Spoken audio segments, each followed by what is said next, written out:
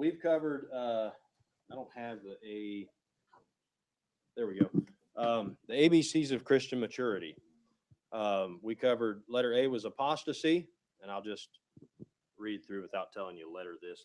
So apostasy, the bride of Christ, the crucified life, divorce, education, financial freedom, the gifts of the Spirit, hell, judging and discerning, the kingdom of God, liberty, legalism and license, the mysteries of God, numerology, offenses, precepts, principles, and preferences, qualifications of officers, repentance, sin, suffering, and sickness. And now we're on the Tabernacle, about to finish that today. And then next week we will begin the unseen world, then the preacher's vocation, the role of women, excuses, with no E, excuses, youth, and zeal. Excuses, like giving excuses, or whatever. Yeah. So I have a feeling that as we get further along, they might be a little shorter. I think the preacher's vocation is going to be a little long. The unseen world, I'll review the whole study tonight when we get done with this, just so that y'all know what we have to look forward to here. How are we doing on the printing? Is it done? All right. I need you to staple all those, separate them, staple them. If you need help with that, then somebody that knows what they're doing can go back and help you. But I'd like it to be done before the end of the service. Brother Brian, you want to help? Thanks. I was looking for a volunteer, but I just decided to volunteer you. So you've done it before, so I just figured it's been a few letters though since you have. So all right. We are on page 317. I have one copy here. So what we're going to do for letter U, when we hand those out tonight, you can write your name on it, leave it here, or if you promise me you're going to take it and bring it back and study it while you have it away from here, then do that. But if you're not going to do that, just write your name on it and put it up here. And then when we give them, I'll have Isaac or somebody pass them out. And then when we pass them out, all they have to do is look and say, whose name is this? Write it legible, please. Don't sign it, write it. Oh yeah, I am. That's a good idea. I'm way out of whack tonight. I got all kinds of stuff going on, and we started service 45 minutes late, and I'm just kidding. So who needs one? You don't have yours? For letter T? Nope. No. Everybody look at the front page of yours. If it says Eric Bella, then it's not yours. This one doesn't say Eric Bella. Somebody took it.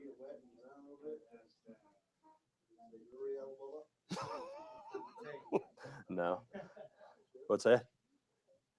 So here we are. Sorry. Here, you can have this one. There's only two pages left, so actually it's one page, it's just split between two pages. So what happened to the tabernacle?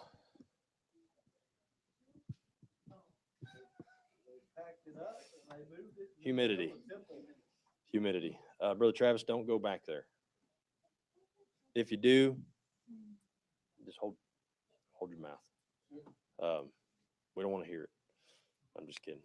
My uncle, yeah, somebody else can fill you in. So there's reason to cry. So just hold it until afterwards. All right. What happened to the tabernacle? We're not talking about this tabernacle since Sunday. We're talking about, and you know what? I came in here this morning and somebody had this guy laying on the table and the cow sacrificing him. That's something flipped the wrong. Yeah, something got mixed up. So yeah, kids, see, that's what happens. And actually made it like 8 tables long. And what's that? Yeah, Hindu temple. The cow sacrificing the man. Yeah. So Right. Well, no, the tables were all put together. So, so I switched it back to the proper order there. Yeah. Yeah. All right. So the journeys of the tabernacle. Um, the Israelites moved the tabernacle when the cloud. Y'all got to take up the slack. Brother Brian's busy. So, uh, that's right. When the cloud was taken up, and when the cloud was taken up from over the tabernacle, the children of Israel went onward in all their journeys. Verse 37 of Exodus 40 says, "But if the cloud were not taken up, then they journeyed not till the day that it was taken up." Um, I forgot that. See, the same rule applies to my computer. I got to make sure that I turn off the email and stuff. So, um, I don't think we'll get any notifications now. So, okay. So, Numbers chapter 9, verses 17 through 23 tells us the same thing. When the cloud was taken up to the tabernacle, then the children of Israel journeyed, and in the place where the cloud abode, there the children of Israel pitched their tents. At the commandment of the Lord, the children of Israel journeyed, and at the commandment of the Lord they pitched. As long as the cloud abode upon the tabernacle, they rested in their tents. And when the cloud tarried long upon the tabernacle many days, then the children of Israel kept the charge of the Lord and journeyed not. And so it was when the cloud was a few days upon the tabernacle, according to the commandment of the Lord, they abode in their tents, and according to the commandment of the Lord, they journeyed. And so it was when the cloud abode. Did I just read that over again? It's saying the same thing. And so it was when the cloud abode from even unto the morning, and that the cloud was taken up in the morning, and they journeyed, whether it was by day or by night, that the cloud was taken up, they journeyed. Imagine that. Think about that. It's like you're in bed, and the wife comes and says, "Hey, wake up." What? The cloud moved. We got to go. And everybody starts packing everything up, and in the middle of the night, it says by day or by night, that the cloud was taken up, they journeyed. Or whether it were 2 days or a month or a year, that the cloud tarried upon the tabernacle, remaining thereon, the children of Israel abode in their tents and journeyed not. But when it was taken up, they journeyed. At the commandment of the Lord, they rested in the tents, and at the commandment of the Lord, they journeyed. They kept the charge of the Lord at the commandment of the Lord by the hand of Moses. Can you imagine that, though? Just at any moment. I mean, you're a minute man, right? At any moment. Get up, get all of your possessions ready to go.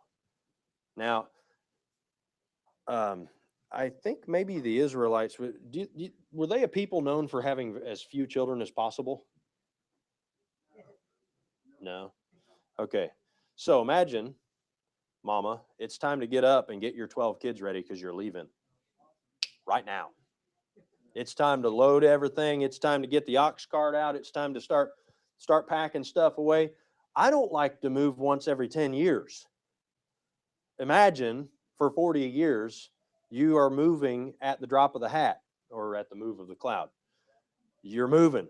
You got to pack all your possessions up and get ready to go. And the tabernacle. Yes. Packing up the tabernacle. Think about it. That takes some time too. I'd imagine that the cloud moves and then maybe is like moves and then tells them which direction they're going to go and then just waits there. Start packing, and then he knows that they've packed and then it moves more and then, they follow. So I would assume, I wouldn't think that, oh, there went the cloud. Oh man, we better hurry up and pack before it gets out of sight, But you think about that. For 40 years, Israel traveled all over the wilderness literally at a moment's notice. They had to start packing and go, as it said, by day or by night. And we complain about things that we had planned for, right? Oh man, it's time to go to church. It's 7:00 on Sunday morning. Y'all don't get ready at 7:00 on Sunday morning? 7:30. Yeah. It's like, well, and what's crazy is like, okay, most people, I got to get up at 6 to get ready for work or school or whatever every morning of the week. And then, oh man, 7 o'clock on Sunday morning is like 3 in the morning. You got to get up, and the cloud moved. We got to get ready. And, oh man, it's 9:15 and I was supposed to be here at 8. That's the way it is for me. I'm like, well, I don't get here at 9:15. Am I getting notifications still? I think we're okay. I try to get here at 8 and make sure everything's ready and the bulletins, the things are stuffed and the songs are ready and the coffee's going and and the building's not, the pews aren't all upside down and everything's in place. My uncle's not dead in the back or something. So so those are things that would ruin the day. So those are important things to make sure of. And we got to stop and get the donuts and get the bus ready and have, so, on Sunday morning, it's like us getting ready to follow the cloud, right? But it's really not. I don't have to pack up all my possessions and everything that I own and my wife owns and my children own and everything, pack it all up, get the chickens and the dogs and the dog and the cat and the chickens and the rooster and what's that? They had cattle. They had livestock. They had everything they needed to survive in the wilderness. What's that? Oh, on the cattle's back? Yeah. Oh, yeah. They use their livestock to move stuff. But yeah, I mean, imagine, though, all the stuff you own. Pack it up. It's time to go. Right. Right. Well, there were tens of thousands of people that died. Actually, I think there was like 100 or a couple 100,000 people died in the wilderness. So, yeah, a whole generation died in the wilderness. I've got the numbers written down in the book of Numbers in my Bible. Yes, sir.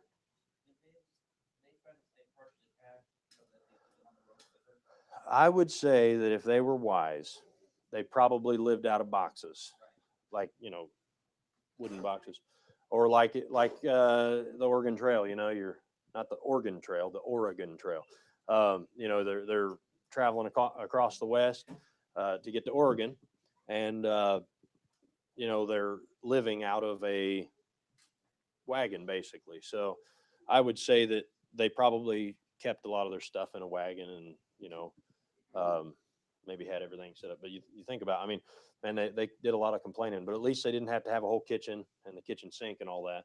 That was in the tabernacle, right? No, they'd had to have things that they needed, right? God supplied the food, manna in the wilderness, and he supplied the water as they went, but they still had to be ready to pack up. You think, they'd have clothes and shoes and all that. Now, I don't think they had a whole bunch of changes of clothes and stuff. In fact, he said that your shoes didn't wear out 40 years. I need to get some shoes like that. My shoes wear out in 40 days if I wear them every day. So yeah, the Lord took care of them, but at the same time, they had to be ready. Come on, kids, get up, get your clothes on. You're in the tent, everybody's sleeping. They got their night clothes on, and stuff, and you got to get up and get your clothes on. Where's your shoes? Isn't that the thing? You got kids. Where are your shoes? It's like last night I saw you walk in. You put them there. Where'd they go? And then you're like, I need to clean the fan off. There's a shoe on top of the fan. What's going on here? Not that they had fans in their tents, but what's that? They did, yeah. Palm branches, right? Yeah. So you're. I'm just trying to get you in the study here, more than just, oh yeah, they had to up and move when the cloud moved. So the history of that time is divided into 4 sections. Yeah, but it was a cloud still. It was a cloud of fire. Yeah. So they broke it down into 4 sections. So from Sinai to Shiloh, okay, that was, wait a minute now. Okay, so by the way, this goes from the tabernacle to the temple, okay, in these sections. So from Sinai to Shiloh, this was from 1500 BC to about 1400 BC. You know, the numbers run backwards when you're getting, you know, and no, they didn't keep track of time that way. It wasn't like, well, today is 1492 BC, and we're going to celebrate the new year, and it's going to be 1491. They didn't track the time that way. It was actually tracked from when they left Egypt. You know, the months and the days and the years and so on. So from our perspective, it was from 1500 BC to 1400 BC. They wandered in the wilderness. The first part of that, they wandered in the wilderness. Then they entered the promised land. Then they pitched at Shiloh. So we'll look at the verses here. Wandering in the wilderness, chapter 40, verse 38. And the cloud of the Lord was upon the tabernacle by day, and the fire was on it by night, not burning it, but above it right there. And in the sight of all the house of Israel throughout all their journeys. Thank you. Joshua chapter, as they are entering the promised land here, I only have 20 of these too, by the way. So if we need to like divvy them up by family or whatever first, and then whatever's left over, we can, you know, couples can have multiple and stuff. And I do want, if you can read and there is one available, use it. I'd rather have everybody participating that can. So Joshua 3, 11 through 17, behold, the ark of the covenant of the Lord, and all of all the earth passeth over before you into Jordan. And now therefore, take you 12 men out of the tribes of Israel, out of every tribe a man. And it shall come to pass, as soon as the soles of the feet of the priests that bear the ark of the Lord of all the earth, shall rest in the waters of Jordan, as soon as they get their feet in the water, that the waters of Jordan shall be cut off from the waters that come down from above, and they shall stand upon an heap. Imagine that. Like they step in the water, priests are in the water, and then all of a sudden it's like a reservoir, and the water just kind of stops and builds up. It says they'll stand on a heap, or upon a heap. So it's like they pile up right there and stop. That's pretty amazing. I mean, it's amazing to see the Red Sea part. You went and saw River Jordan, right? It wasn't like a creek. It wasn't like Bean Creek over here or Pleasant Run.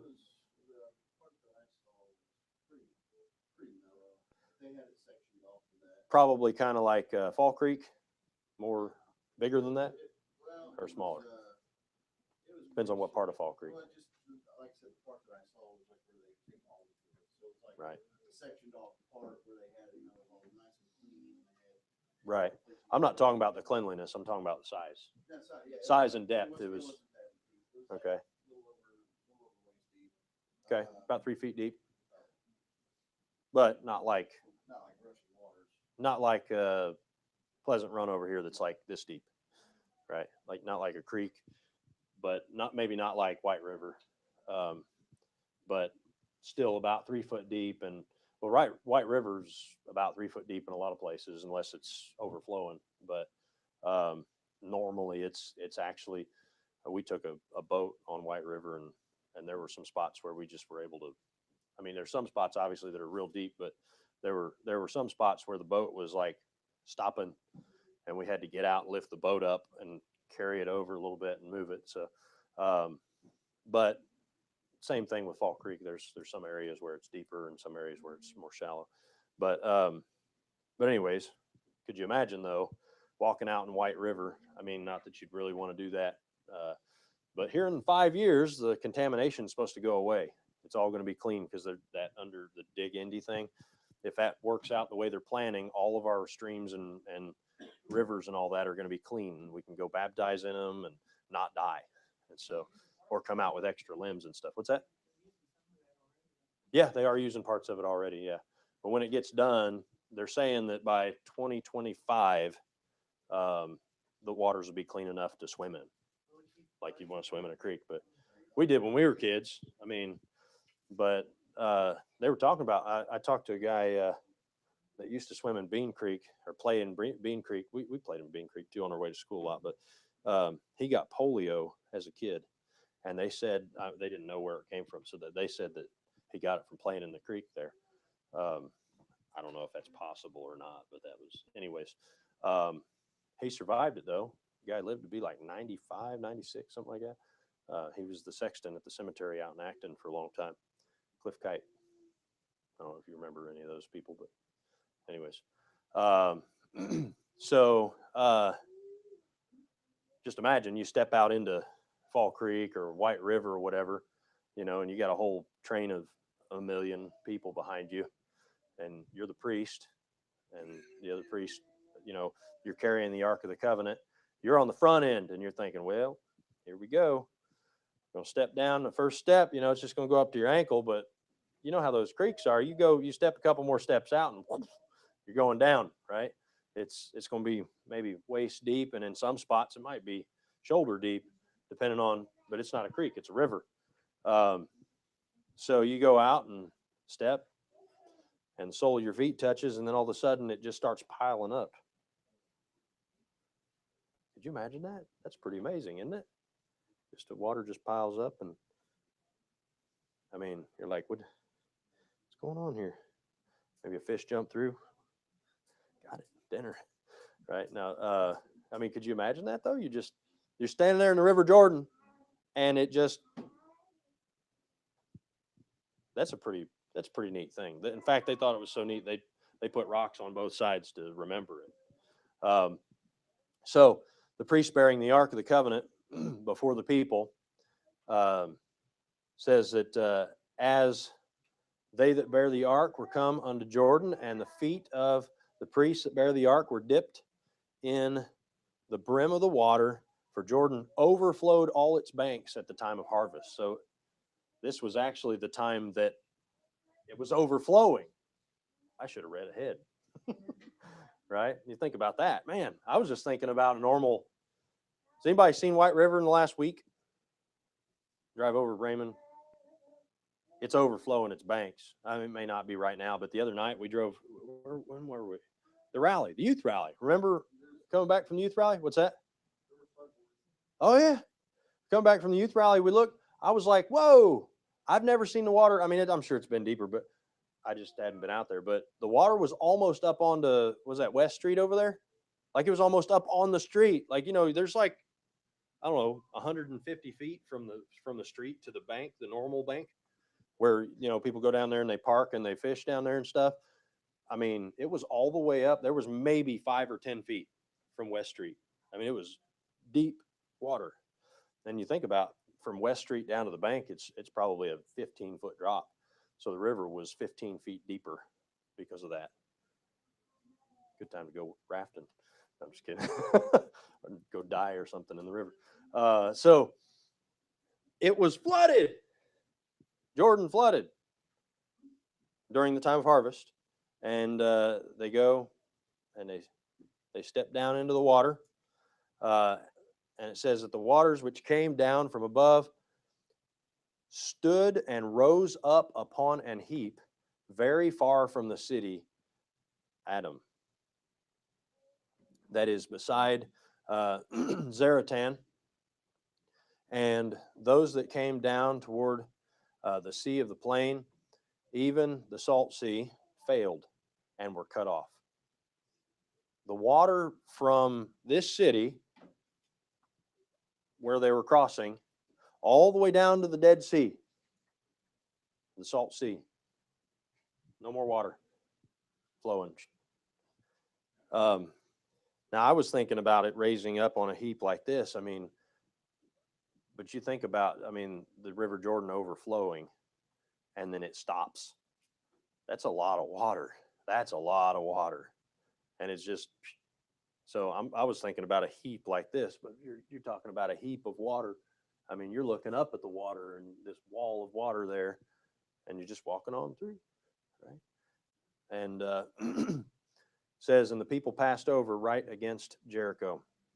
And the priests that bear the ark of the covenant of the Lord stood firm on dry ground in the midst of Jordan. And all the Israelites passed over on dry ground until all the people were passed clean over Jordan. Amen. We have a hard time walking on dry ground in this building, and sometimes. And here they are in the River Jordan, dry as a bone. So they're passing through. I better keep on moving on because we're not going to get done with this if we don't. So they enter into the promised land. Chapter 6, verses 6 and 7. And Joshua the son of Nun called the priests and said unto them, take up the ark of the covenant, and let 7 priests bear 7 trumpets and of ram's horns.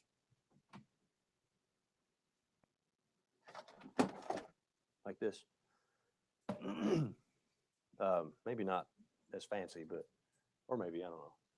So they got their trumpets of ram's horns. I guess it's not supposed to stand up. Before the ark of the Lord, and he said unto the people, pass on, and compass the city, and let him that is armed pass on before the ark of the Lord. And then they passed in, right? And then you have Jericho and all of that, and then they get in there, and in Joshua chapter 18, they pitch in Shiloh. Verse number 1, and the whole congregation of the children of Israel assembled together in Shiloh, and set up the tabernacle of the congregation there, and the land was subdued before them. So from Sinai to Shiloh, they wander in the wilderness for 40 years, then they pass over the Jordan and into the promised land, and they're in Shiloh. Then from Shiloh to Solomon, that's actually a pretty big period of time, about 400 years. So from 1400 BC to 1000 BC, this is after David's reign, okay, to Solomon's reign. The ark captured by the Philistines, remember that? 1 Samuel chapter 4, verse 11, and 5, verses 1 through 4, and 6, verse 1. The ark of God was taken, and the 2 sons of Eli, Hophni and Phinehas, were slain. And chapter 5, verses 1 through 5, and the Philistines took the ark of God and brought it from Ebenezer to unto Ashdod. When the Philistines took the ark of God, they brought it into the house of Dagon and set it by Dagon. And when they of Ashdod arose early on the morrow, behold, Dagon was fallen upon his face to the earth before the ark of the Lord. And they took Dagon and set him in his place again. And when they arose early in the on the morrow morning, behold, Dagon was fallen upon his face to the ground before the ark of the Lord, and the head of Dagon and both the palms of his hands were cut off upon the threshold. Only the stump of Dagon was left to him. Therefore, neither the priests of Dagon nor any that come into Dagon's house tread on the threshold of Dagon in Ashdod unto this day. In verse number 6, and the ark of the Lord was in the country of the Philistines 7 months. Not very long. Then it's, I'm sorry, if I said verse 6, I meant chapter 6, verse 1. Then the ark returned, and it was kept in Kirjath Jearim. In 1 Samuel chapter 6, verses 7 through 12, and chapter 7, verses 1 and 2, it says, now therefore make a new cart, and take 2 milch kine, on which there hath come no yoke, and tie the kine to the cart, and bring their calves home from them. And take the ark of the Lord, and lay it upon the cart, and put the jewels of gold, which ye return him for a trespass offering, in a coffer by the side thereof, and send it away, that it may go. And see, if it goeth up by the way of his own coast to Beth Shemesh, then he hath done us this great evil. But if not, then he shall know, or we shall know rather, that it is not his hand that smote us. It was a chance that happened unto us. And if you missed the stuff that happened there, it was bad stuff. Okay, it was not a comfortable experience for the Philistines. Everywhere it went, it caused emerods. And the men did so, and took 2 milch kine, and tied them to the cart, and shut up their calves at home. And they laid the ark of the Lord upon the cart, and the coffer with the mice of gold and the images of their emerods. And the kind took the straight way to the way of Beth Shemesh. In other words, letting them know it wasn't an accident; it was on purpose. And went along the highway, lowing as they went, and turned not aside to the right hand or to the left. And the lords of the Philistines went after them unto the border of Beth Shemesh. They're like, this was the real deal.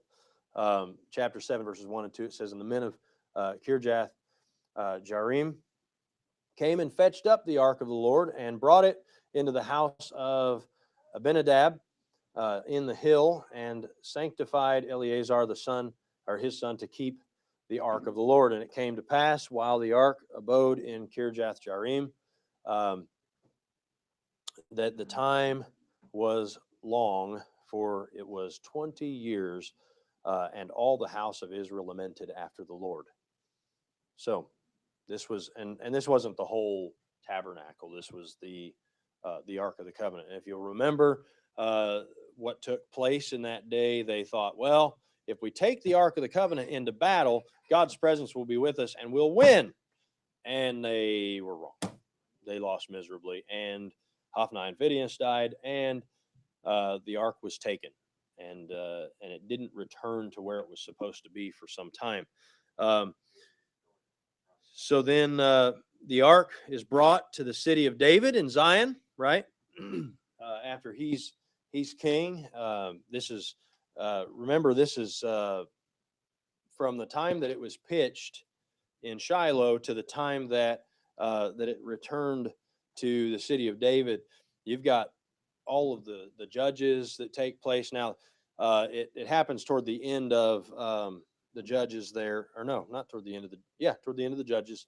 It's taken away by the Philistines there. It's after Judges in 1 Samuel, but basically Samuel being the last, the seer and the judge of Israel, and then he passes on to the first king, right? And then after that first king, we find here the second king, David, it was told to him, saying, the Lord hath blessed the house of Obed-Edom.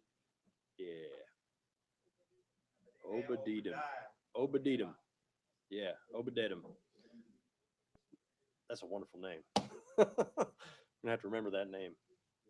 And all that pertaineth unto him, because of the ark of God. So David went and brought up the ark of God from the house of Obed-Edom.